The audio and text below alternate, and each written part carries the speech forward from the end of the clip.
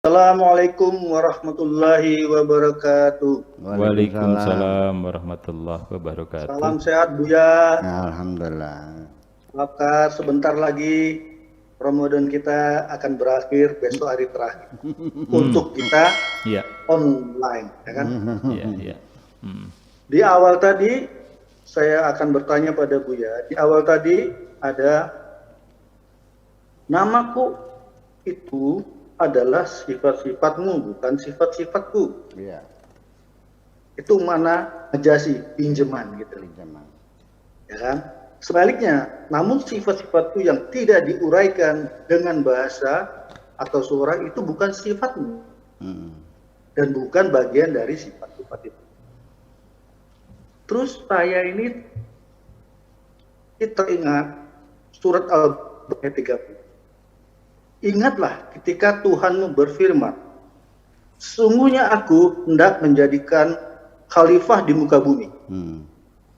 Mohon maaf Bu ya, khalifah itu kan setahu yang saya tahu, mungkin ada arti lain, adalah wakil. Nah sehingga ketika kita menjadi wakil Allah di muka bumi ini, artinya sifat-sifat pinjaman tadi, majasi itu maka kita Allah Maha Pencipta, kita juga mencipta, tetapi dalam hal karena kita wakil, berarti ada pagu, ada limitasi, ada keterbatasan. Tidak semuanya itu kita mengambil sifat Allah itu. Misalnya kita menciptakan mobil, bisa. Kita menciptakan obat, bisa. Tapi kita belum bisa menciptakan darah. Karena keterbatasan kita tadi ada pagu. Umpamanya di dalam perusahaan, kamu sebagai wakil saya, kamu boleh menandatangani kwitansi yang di bawah 50 juta. Di atas kamu nggak boleh, harus approve saya dulu. Ini yang saya tangkap kira-kira apakah begitu maksudnya Bu ya? Karena menurut saya khalifah ini adalah pengertian yang secara harafiah sering saya dengar adalah wakil. Nah, ketika kita jadi wakil di muka bumi, kita akan mempunyai sifat seperti yang kita wakili. Kita mewakili direktur. Kita punya wewenang seperti direktur, cuman ada limitasi, keterbatasan. Jadi tidak semuanya itu kita bisa lakukan karena kita hanya khalifah, adalah wakil. Mohon pencerahannya Bu ya. Umpamanya ini salah, saya mohon maaf. Assalamualaikum warahmatullahi wabarakatuh. Waalaikumsalam warahmatullahi wabarakatuh. Jadi apa itu tadi kan itu qala rabbuka lil malaikati isjudu li adam itu kalau inni ja'ilun fil ardi khalifah. Begini, saya mau bertanya dulu. Itu qala rabbuka lil malaikati inni ja'ilun fil ardi khalifah. Ketika Tuhanmu berbicara kepada malaikat bahwa aku akan mengangkat seorang khalifah. Komunikasi yang terbangun antara Tuhan dan malaikat menggunakan bahasa apa? Dan ketika Tuhan bicara pada malaikat, yang terdengar oleh malaikat di telinga malaikat apa? Bentuk suara, pakai gelombang, pakai ibarat bahasa. Blank kita tidak tahu. Blank kita tidak tahu. Ya, kualitas komunikasi seperti apa. Lalu apakah ketika malaikat itu, jin, setan itu, Adam itu bertiga, Adam, iblis, malaikat, Tuhan berempat, berembuk, berbicara, sujud. Kata malaikatnya, ogah. Kata setannya, enggak, sehebat gue kan gitu. Apakah itu dikiranya seperti itu, berdialog empat pihak, berhadap-hadapan saling tunjuk menunjuk? Tidak. Sampai sekarang Adam belum pernah melihat Tuhan kok. Malaikat pun tidak pernah melihat Tuhan. Iblis pun tidak pernah melihat Tuhan. Ditetapkan bahwa melihat Tuhan nanti di hari akhirat, bukan di dunia ini. Iya kan? Berarti dialog itu dialog teatris. seperti mata pelajaran untuk anak-anak SD, anak-anak ibtidaiyah. Ada berapakah rukun agama itu? Soal jawabnya ada 3. Sebutkan satu persatu. Apakah 3 itu? Jawabannya 1, Islam, iman, ihsan. Ada berapakah rukun Islam? Kan begitu tanya jawab. Jadi dialog teatris itu untuk menghantarkan ide besar supaya mudah dicerna, dikemas dengan cara dialog. Itu maksudnya mah. Nah, tetapi isyarat-isyarat itu kan menyatakan bahwa yang menjadi alasan kenapa malaikat itu menyatakan nota keberatan ketika Tuhan mengatakan ini ja'ilun fil ardi khalifah, jawaban malaikatnya kan ataj'alu, betul nggak? Ataj'alu fiha man yufsidu fiha wa yasfikud dima. Ini jawaban malaikatnya. Dari jawaban ini kita korek, kita gerus, ya, kita bahas kenapa malaikat mengatakan seperti ini. Ataj'alu, apakah engkau akan membuat fiha di bumi man yufsidu fiha, orang-orang yang akan membuat kerusakan di bumi, wa yasfikud dima, dan menumpahkan darah. Malaikat menantang. Ini adalah mesti tidak percaya atau nota keberatan ibaratnya. Tidak serta-merta langsung bersujud malaikat kok. Menyoal Tuhan dulu. Jujur nih. Tapi kan masih dalam koridor bahasa diplomatis ini, masih santun. Berbeda dengan iblis. Langsung togmol, langsung kasar, vulgar, ana khairum minhu. Nah, itu kan persoalannya. Tapi yang penting juga dipertanyakan oleh malaikat. Ini berarti iblis berpengalaman, pernah melihat bahwa jenis manusia semacam ini itu selalu membuat kerusakan di bumi dan selalu perang saudara, perang banjir darah. Berarti sebelum Adam itu sudah ada makhluk belum? Nah, ini para ulama yang meyakini bahwa Adam makhluk pertama. Ayat ini ditafsirkannya yang perang itu jin. Ya kalau jin nggak usah diceritain dong. Bukan bagian kita kalau jin, Pak. Iya dong. Nah, itulah makanya sehingga dari sini kita mengambil kesimpulan makna khalifah itu apa. Nah, ini dari kata kho, lam, dan fa. Ini kosakatanya dari kho, lam, dan fa. Seorang makmum yaqra'ul fatihata khalfal imam. Itu kalau i'anatul talibin khalfal imam. Khalfa itu artinya di belakang. Di belakang khalfa. Kalau depan amama. Jadi khalfa itu sama dengan waro'a. Khalfa mana? Waro'a. Tapi kalau takhalafa ketinggalan artinya. Mananya? Ketinggalan.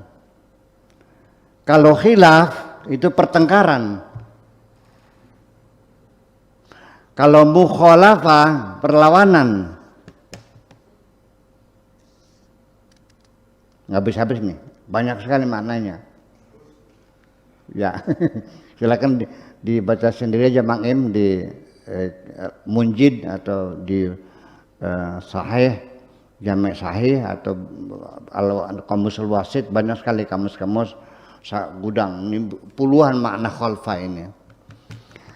Jadi, adapun khalifah sebagai pengganti apa namanya? Sebagai wakil Tuhan.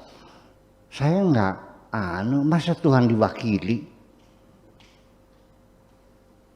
Wallahu fa'alu lima yurid, wallahu yahdi man yasha wa yudhillu man yasha. Innaka tu'izzu man tasha wa tudhillu man tasha. Innallaha yarzuqu yabsutu rizqa li ibadihi man yasha. Wah, ngapain pakai-pakai, lo bisa sendiri kok. Sehingga istilah menolong Tuhan juga saya mesti bertanya, memang Allah perlu pertolongan kamu? Dan sudah saya terangkan ya. Nah itulah maka menjadi persoalan adalah jadi khalifah ini maksudnya apa? Apakah pengganti Tuhan? Karena dalam peradaban Islam para sahabat Abu Bakar, Umar, Utsman, Ali itu kan khulafa, jamak dari khalifah. Khalifah itu apa? Khalifah secara makna politis artinya pemimpin kepala negara, namanya khalifah. Lah kenapa disebut khalifah? Abu Bakar itu bukan al-khalifah tapi khalifatu Rasulillah. Penerus Rasulullah. Bukan pengganti ya, penerus. Nah, kemudian setelah Abu Bakar siapa? Umar. Umar itu khalifati Rasulillah. Kalau Utsmannya khalifati Rasulillah. Kalau Sayyidina Ali khalifati Rasulillah. Setelah itu kembali kerajaan diktator lagi, Muawiyah. Jadi mereka itu adalah legalitasnya adalah sebagai penerus Kanjeng Nabi Muhammad sallallahu alaihi wasallam. Jadi nuansa kekuasaannya masih belum menonjol. Sebagai raja kayak sebagai khalifah, iya, karena dia sifatnya meneruskan Kanjeng Nabi. Dan kita lagi sedang menerangkan makna khalifah dulu ini ya. Sehingga Abu Bakar itu dalam pemerintahannya dia memimpin sebagai khalifatul Rasulullah itu karena dia sebagai penerus, maka dia tidak pernah berani mengambil kebijakan-kebijakan yang tidak sesuai, yang berlawanan dengan kebijakan Nabi. Sayyidina Umar membujuk supaya Al-Quran dikumpulkan, dibukukan, ditolak. Alasannya Nabi tidak menyuruh. Bayangkan. Nah itu. Nah Umar mulai agak berani itu. Raba-raba. dan semuanya akhirnya mati terbunuh semuanya. Mati mengenaskan semua. Banjir darah semuanya. Jadi banjir darah semua kan. Banjir darah kan, Abu Bakarnya mati diracun, Umarnya mati ditusuk, Utsman mati dibacok, Ali mati digebukun, istrinya mati digencet, anaknya mati disembelih. Semua khilafah itu semuanya mati terbunuh semuanya. Nah makanya kan nggak salah kata malaikat, man yufsidu fiha wa yasfikud dima, banjir darah. Berarti sudah terjadi kan gitu. Nah jadi artinya yang dikhawatirkan oleh malaikat itu bukan khalifah sebagai wakil Tuhan. Tapi khalifah itu artinya yang berkelanjutan, yang makhluk yang berketurunan, yang punya anak cucu dan nanti berkembang biak, nanti kepentingan berbeda dan nanti perang saudara. Itu pengertiannya. Jadi bukan berarti malaikat itu tidak mau bersujud kepada wakil Tuhan, tapi kepada makhluk Tuhan yang berketurunan nantinya punya anak, punya cucu dan nantinya berkembang biak menjadi komunitas-komunitas yang berbeda-beda, kepentingannya berlawanan, lalu perang saudara. Itu yang dimaksudkan. Makanya malaikat mengatakan setelah atja'alu fiha may yufsidu fiha wa nahnu nusabbihu bihamdika wa nuqaddisu lak. Apa tidak cukup kami saja yang selalu bertasbih setiap hari? Nah, di situ Allah marahlah nampaknya. Qala inni a'lamu ma la ta'lamun. Aku yang tahu malaikat, kamu enggak tahu. Kan gitu. Nah, lalu kita lanjutkan lagi. Allah juga sangat bijaksana, maha bijaksana. Ya, penasaran malaikat itu dijawab dengan cara Nabi Adam dicerdaskan, dididik dulu. Wa 'allama Adamal asma'a kullaha. Ya, Allah ngasih ilmu pengetahuan sebanyak-banyaknya kepada Nabi Adam. Setelah cerdas, setelah selesai S3, profesor doktor gitu umpamanya. Lalu dipertemukan dengan para malaikat. Ayo sok malaikat ini buktikan kamu nggak paham. Ambiuni bi asma'iha ulai in kuntum shadiqin. Coba malaikat, apa ini apa ini? Ternyata mereka nggak bisa. Qalu subhanaka la ilma lana illa ma 'allamtana. Ya Tuhan, kami nggak tahu kecuali Engkau kasih tahu. Nah, ternyata kan kalah. Pertandingan intelektualitas Adam jauh lebih tinggi. Nah, itu persoalannya. Nah, setelah sadar, oh ternyata yang Allah maksudkan adalah berbeda. Jadi bukan khalifah sebagai wakil Tuhan, tapi khalifah sebagai mahallu tajalli bagi Tuhan. Sebagai tempat penampilan kehebatan Tuhan dalam bentuk replika yang kecil itu. Baru dia paham fasajadu. Setelah malaikat tahu Adam punya kelebihan yang luar biasa, dia mengakui, dia bersujud. Tapi dasar iblis itu orang wataknya sombong. Orang sombong itu tidak pernah mengakui kelebihan orang lain. Pak Julius, orang sombong itu tidak pernah mengakui kelebihan. Sekalipun begitu pinternya Adam, tetap dia mengatakan ana khairum minhu. Betul nggak? Orang sombong, ada orang nyumbang 10.000, buruh tani nyumbang 10.000, besar nggak?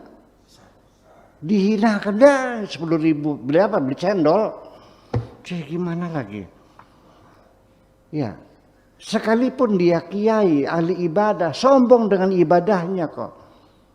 Menghinakan orang tani di gunung untuk ambil air wudhu, bawa ember turun ke gunung buat wudhu. Dengan susah payah naik ke atas untuk wudhu. Kan hebat. Iya. Hanya karena menyebutkan nama Tuhannya Allah dihinakan. Iya. Hebat kok. Jadi artinya bahwa pada akhirnya kesimpulan terakhir bahwa sama-sama baik iblis maupun malaikat pada tahapan awal perintah atas bersujud kepada khalifah itu sendiri tidak dipahami oleh mereka. Bahwa di dalam diri Adam ada roh Tuhan. Wa idza sawaitu wa nafakhtu fihi mir ruhi, enggak tahu. Pak Afkar, mau enggak saya kasih kotoran kambing? Telepong wedus. Mau enggak? Enggak mau kan? Makim saya kasih kotoran kambing. Mau enggak? Enggak mau. Tapi Pak Edi tahu di dalam kotoran kambing itu ada berlian. Pak Edi mau enggak? Mau. Kenapa? Karena dia tahu ada berliannya. Jadi baik iblis maupun setan, di dalam diri manusia ada berlian dari Tuhan yang tidak diketahui. Itulah makanya mereka enggan. Termasuk manusianya sendiri yang di dalamnya ada berlian Tuhan itu juga tidak paham. Dia merasa bangga seperti jagoan orang sakti karena punya peliharaan jin gorong-gorong. Iya. Punya wewe gombel. Jin gorong-gorong itu kan gembelnya jin. Yang tidak bisa apa-apa, hanya minta makan aja sehari-hari. Kecuali kalau raja jinnya ya. Nah iya, dia bisa ngambilin emas segala macam. Itu mah gorong-gorong tukang makan aja. Tetapi bagi saya sekalipun raja jin, sekalipun raja-raja iblis yang bisa, nggak ada urusan. Nyong saya ini jenderal. Malaikat-malaikat itu adalah makhluk Allah yang disuruh bersujud kepada kita. Jadi yang jadi jenderal siapa? Malaikat itu kan kopral. Pak Yulis kan jenderal, disuruh bersujud kepada kita. Kok kenapa merasa bangga ketemu dengan malaikat? Masa jenderal bahagia ketemu sama kopral? Ya kopral yang seneng dong. Nah itu makanya kesimpulan terakhir ketika Pak Julius itu sedang sholat khusyuk kepada Tuhan. Saya kasih tahu aja pengalaman pribadi ini mah, tapi tidak usah dianalogikan, tapi orang pribadi bisa saja. Ketika engkau sholatmu sedang di puncak kekhusyuan, tahajud malam, itu banyak malaikat-malaikat, jin-jin yang menunggu orang yang sedang sholatnya khusyuk, mereka ikut berjamaah. Maka seringkali ketika kita sholat ini terkonsentrasi, itu seperti ada AC di belakang tuh, terus banyak angin bersiur di situ. Artinya mereka ngantri ingin berjamaah. Mereka ingin ikut kepada kita, dan bagi mereka ibadah mereka kepada Tuhan lahannya adalah melayani manusia sebagai mahalut tajalli Tuhan. Terima kasih. Terima kasih. Demikian Pak Agus sebuah pemaparan yang cukup panjang lebar tentang arti khalifah.